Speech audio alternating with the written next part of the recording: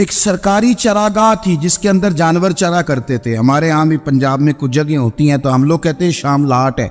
सरकारी चरागाह में जानवर चरा करते थे। हजरत उमर फारूक रदी अल्लाह तआला अन्हु के साहिबजादे सैयदना अब्दुल्ला इब्न उमर रदी अल्लाह तआला अन्हु ने भी एक ऊँट खरीद लिया।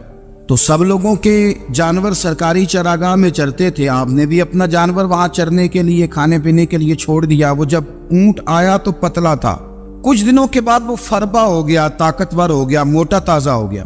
हजरत सैयदना अब्दुल्ला इब्न उमर रदी अल्लाह तआला अन्हु ने बेचा तो वो डबल कीमत से भी ज्यादा का बिका, क्योंकि पहले दुबला पतला था, अब मोटा ताज़ा फरबा हो गया। हजरत सैयदना फारूक आजम रदी अल्लाह तआला अन्हु को पता चला तो बुलाया, फरमाया पुत्र ऊँट बेच दिया है? अब्बा जी बेच दिया है। फरमाया कितने का खरीदा था? इतने का। बेचा कितने का? डबल कीमत बताई। फरमाया इस तरह करके असल रख ले और जो ऊपर मिली है मुझे दे दे। हुजूर आपने क्या करनी है? फरमाया मैं सरकारी खजाने में जमा करूंगा। हुजूर क्यों? फरमाया इसलिए कि तेरा ऊँट सरकारी जगह पे चरा करता था, वो घास सरकारी जगह से खाता था। हुजूर सबके खाते। तो अब्दुल्ला इब्न उमर कहने लगे सबके खाते हैं। आप फरमाने लगे तू सब में शामिल नहीं है, तू अमीरुल मोमिनीन का बेटा है, तुझे मैं ये हक नहीं दे सकता, तेरे ऊपर थोड़ी सख्ती ज्यादा की जाएगी, तुझे ये हक नहीं मिलेगा।